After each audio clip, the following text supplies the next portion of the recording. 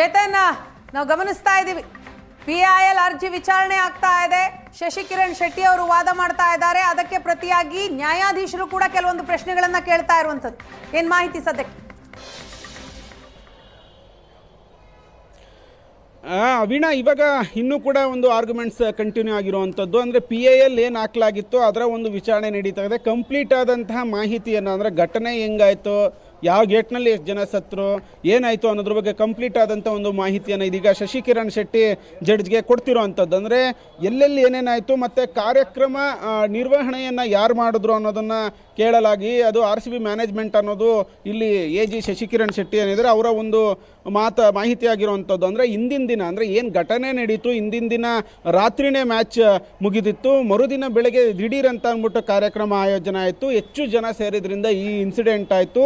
ಸಾವನ್ನಪ್ಪಿರುವಂಥ ಒಬ್ಬ ಕೊಯಮತ್ತೂರಿನಿಂದ ಬಂದಿದ್ದಾನೆ ಅನ್ನೋದ್ರ ಬಗ್ಗೆ, ಅಂದರೆ ಯಾರ್ಯಾರು ಯಾವ ಊರವರು, ಎಲ್ಲಿಯವರು, ಏನು ಅನ್ನೋದ್ರ ಬಗ್ಗೆ ಕಂಪ್ಲೀಟ್ ಆದಂಥ ಒಂದಷ್ಟು ಮಾಹಿತಿಯನ್ನು ಕೊಡ್ತಾ ಇದ್ದಾರೆ. ಅದಲ್ದಿರ ಸ್ಟೇಡಿಯಂನ ಮ್ಯಾಪನ್ನು ಇಟ್ಕೊಂಡು, ಅಂದರೆ ಸ್ಟೇಡಿಯಂ ಮ್ಯಾಪನ್ನು ಇಟ್ಕೊಂಡು ಈ ಗೇಟಲ್ಲಿ, ಗೇಟ್ ನಂಬರ್ 7 ಇಷ್ಟು ಸಾವಾಯಿತು, ಗೇಟ್ ನಂಬರ್ ಮತ್ತೊಂದರಲ್ಲಿ ಇಷ್ಟು ಸಾವಾಯಿತು, ಏನು ಅನ್ನೋದ್ರ ಬಗ್ಗೆ ಮಾಹಿತಿಯನ್ನು ಕೊಡ್ತಿರುವಂಥದ್ದು. ಒಟ್ಟು 20ಕ್ಕೂ ಹೆಚ್ಚು ಗೇಟ್ ಇದ್ರೂ ಕೂಡ ಕೇವಲ 3 ಗೇಟನ್ನು ಓಪನ್ ಮಾಡಲಾಗಿತ್ತು. ಅದೇ ಇಲ್ಲಿ ದುರಂತಕ್ಕೆ ಕಾರಣ ಅನ್ನೋದ್ರ ಬಗ್ಗೆನೂ ಕೂಡ ಮಾಹಿತಿ ಲಭ್ಯ ಆಗ್ತಿರುವಂಥದ್ದು. ಅಂದರೆ ಸ್ಟೇಡಿಯಂ ನಕ್ಷೆ ಯಾವ್ಯಾವ ಗೇಟ್ ಎಲ್ಲೆಲ್ಲಿದೆ ಏನು ಅನ್ನೋದ್ರ ಬಗ್ಗೆ ಕಂಪ್ಲೀಟ್ ಆದಂಥ ಮ್ಯಾಪ್ ಜೊತೆಗೆ ಸೇರಿ ಒಂದಷ್ಟು ವಿವರಣೆಗಳನ್ನು AG ಶಶಿಕಿರಣ್ ಶೆಟ್ಟಿ ಅವರು ಇದೀಗ ಕೋರ್ಟ್ಗೆ ಮನವರಿಕೆಯನ್ನು ಮಾಡಿಕೊಡ್ತಿರುವಂಥದ್ದು. ಗೇಟ್ ನಂಬರ್ 7 4 ಸಾವಾಗಿದೆ ಅನ್ನೋದ್ರ ಬಗ್ಗೆ ಮಾಹಿತಿ ಕೊಡ್ತಾ ಇರುವಂಥದ್ದು. ಮತ್ತು ಒಟ್ಟು ಸ್ಟೇಡಿಯಂ ಸುತ್ತಮುತ್ತ 21 ಗೇಟ್ ಇದ್ರೂ ಕೂಡ ಕೇವಲ 3 ಗೇಟನ್ನು ಮಾತ್ರ ಓಪನ್ ಮಾಡಲಾಗಿತ್ತು.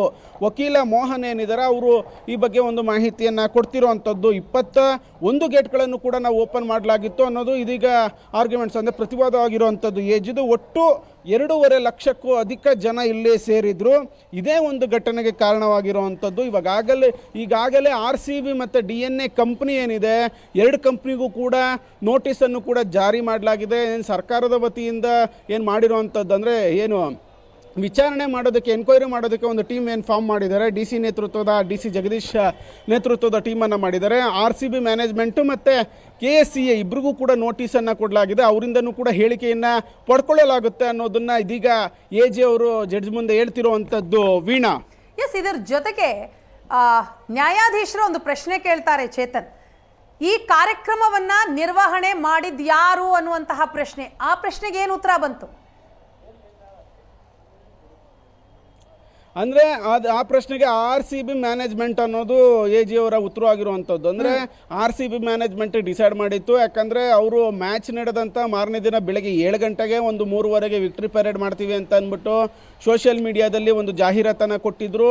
ಮತ್ತು ಪಾಸನ್ನು ಕೂಡ, ಮತ್ತು ಪಾಸು ಟಿಕೆಟನ್ನು ಕೂಡ ಅಪ್ಲಿಕೇಶನ್ಗೆ ಹೋಗಿ ಪಡ್ಕೊಳ್ಬೇಕು ಅನ್ನೋದನ್ನು ಕೂಡ ಆ್ಯಡನ್ನು ಕೂಡ ಬಿಟ್ಟಿದ್ದರು. ಈ ಎಲ್ಲ ಮಾಹಿತಿಯನ್ನು ವಿತ್ ಏನೆಲ್ಲ ಒಂದು ಸೋಷಿಯಲ್ ಮೀಡಿಯಾ ಎವಿಡೆನ್ಸ್ ಇರ್ಬೋದು, ಅದೆಲ್ಲ ಸಾಂದರ್ಭಿಕ ಸಾಕ್ಷಿಗಳೇನಿದೆ ಅದೆಲ್ಲವನ್ನು ಕೂಡ ಕೋರ್ಟ್ ಮುಂದೆ ಇಟ್ಟಿರುವಂಥದ್ದು. ಆದರೆ ದಿಢೀರಂತ 2.5 ಲಕ್ಷ ಜನ ಸೇರಿದ್ರಿಂದ ಈ ಇನ್ಸಿಡೆಂಟ್ ಆಗಿದೆ. ಆದರೆ ಈ ಘಟನೆಯ ಅಂದರೆ ಈ ಒಂದು ಕಾರ್ಯಕ್ರಮದ ನಿರ್ವಹಣೆಯನ್ನು ವಹಿಸಿದ್ದೇ RCB ಮ್ಯಾನೇಜ್ಮೆಂಟ್ ಅನ್ನೋದು ಸರ್ಕಾರದ ಪರ AG ಶಶಿಕಿರಣ್ ಶೆಟ್ಟಿ ಅವರ ಉತ್ತರವಾಗಿರುವಂಥದ್ದು. ವೀಣಾ, ಎಸ್, ಇದರ ಜೊತೆಗೆ ಶಶಿಕಿರಣ್ ಶೆಟ್ಟಿ ಅವರು ಒಂದು ಮಾತನ್ನು ಹೇಳ್ತಾರೆ.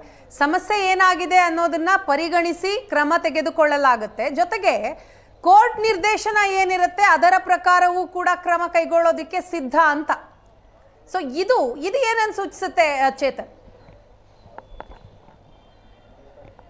ಅಂದರೆ ಕೋರ್ಟ್ ಡೈರೆಕ್ಷನ್, ಅಂದರೆ ಈ ಒಂದು ಪ್ರಕರಣದಲ್ಲಿ ಸೋಫಾರ್ ಇದುವರೆಗೂ UDR ಅಡಿ ಒಂದು, ಅಂದರೆ ಕೇವಲ ಅನ್ಯಾಚುರಲ್ ಡೆತ್ ರಿಪೋರ್ಟ್ ಅಂತ ಅಂದ್ಬಿಟ್ಟು ಮಾಡಿಕೊಂಡು ಇನ್ವೆಸ್ಟಿಗೇಷನನ್ನು ನಡೆಸ್ತಾ ಇರುವಂಥದ್ದು, ಕೇವಲ UDR ಅನ್ನು ಮಾಡ್ಕೊಂಡಿರುವಂಥದ್ದು. ಆದರೆ ಅಧಿಕೃತವಾಗಿ ಎಲ್ಲೂ ಕೂಡ FIR ಆಗಿಲ್ಲ. ಅಂದರೆ KSCA ಮ್ಯಾನೇಜ್ಮೆಂಟ್ ವಿರುದ್ಧವೂ ಕೂಡ FIR ಆಗಿಲ್ಲ, RCB ಮ್ಯಾನೇಜ್ಮೆಂಟ್ ವಿರುದ್ಧವೂ ಕೂಡ FIR ಆಗಿಲ್ಲ. ಯಾಕಂದರೆ ಇಷ್ಟೆಲ್ಲ ಇನ್ಸಿಡೆಂಟ್ಗೆ ಮೂಲವನ್ನು ಕೆದಕ್ತಾ ಹೋದಾಗ ಅಲ್ಲಿ ಹೋಗಿ ನಿಂತ್ಕೊಳ್ಳುತ್ತೆ. ಆದರೆ ಕಬ್ಬನ್ ಪಾರ್ಕ್ ಪೊಲೀಸ್ ಠಾಣೆಯಲ್ಲಿ ಕೇವಲ UDR ಅಡಿ ಏನು ಪೊಲೀಸರು ಎನ್ಕ್ವೈರಿಯನ್ನು ಮಾಡ್ತಿರುವಂಥದ್ದು, ರಿಪೋರ್ಟನ್ನು ಕೊಟ್ಟಿರುವಂಥದ್ದು. ಅಂದರೆ FIR ಅನ್ನು ದಾಖಲು ಮಾಡಿದ್ರೆ ಮಾತ್ರ ಅದು ಒಂದು ಇನ್ವೆಸ್ಟಿಗೇಷನ್ ಆ್ಯಂಗಲನ್ನು ಪಡ್ಕೊಳ್ಳುತ್ತೆ.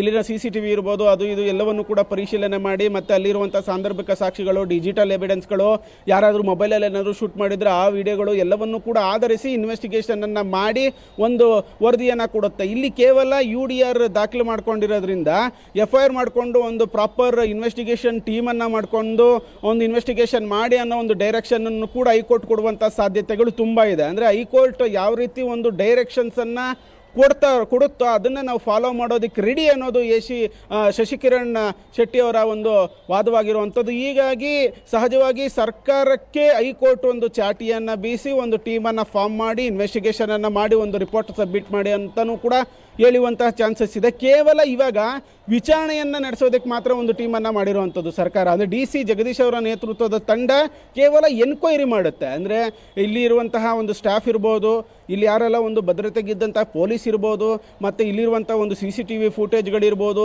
RCB ಮ್ಯಾನೇಜ್ಮೆಂಟ್ ಇರ್ಬೋದು, ಮತ್ತು KSCA ಮ್ಯಾನೇಜ್ಮೆಂಟ್ ಇರ್ಬೋದು, ಮತ್ತು ಈ ನಗರ ಪೊಲೀಸ್ ಆಯುಕ್ತರಿಗೂ ಕೂಡ ಒಂದು ನೋಟಿಸ್ಗಳನ್ನು ಕೊಟ್ಟು ನಿಮ್ಮ ಸಿಬ್ಬಂದಿ ಯಾರೆಲ್ಲ ಇದ್ದರು, ಅವ್ರು ಏನೇನಾಯಿತು ಇನ್ಸಿಡೆಂಟು ಅದ್ರ ಬಗ್ಗೆ ಮಾಹಿತಿಯನ್ನು ಪಡ್ಕೊಂಡು ಅದನ್ನು ಒಂದು ರಿಪೋರ್ಟ್ ತಯಾರು ಮಾಡಿ ಅದನ್ನು ಸರ್ಕಾರಕ್ಕೆ ಸಬ್ಮಿಟ್ ಮಾಡ್ತಾರೆ DC ಜಗದೀಶ್.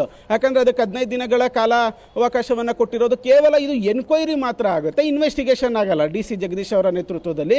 ಹೀಗಾಗಿ ಸರ್ಕಾರ ಒಂದು ಟೀಮನ್ನು ಫಾರ್ಮ್ ಮಾಡಿ ಒಂದು ಇನ್ವೆಸ್ಟಿಗೇಷನ್ ನಡೆಸಿ, ಪ್ರಾಪರ್ ಇನ್ವೆಸ್ಟಿಗೇಷನ್ ಆಗಲಿ, ಇದಕ್ಕೆ ಎಕ್ಸಾಕ್ಟಾಗಿ ಏನು ಕಾರಣ ಏನು ಅನ್ನೋದ್ರ ಬಗ್ಗೆ ಸೂಕ್ತವಾದಂತಹ ಸಾಕ್ಷಿಗಳ ಜೊತೆ ದಾಖಲೆಗಳ ಜೊತೆ ಒಂದು ಇನ್ವೆಸ್ಟಿಗೇಷನ್ ಮಾಡಿ ಅನ್ನೋ ಒಂದು ಡೈರೆಕ್ಷನ್ ಕೊಡುವಂತಹ ಸಾಧ್ಯತೆಗಳು ಸಹ ಇಲ್ಲಿ ಇರುವಂತದ್ದು. ವೀಣಾ,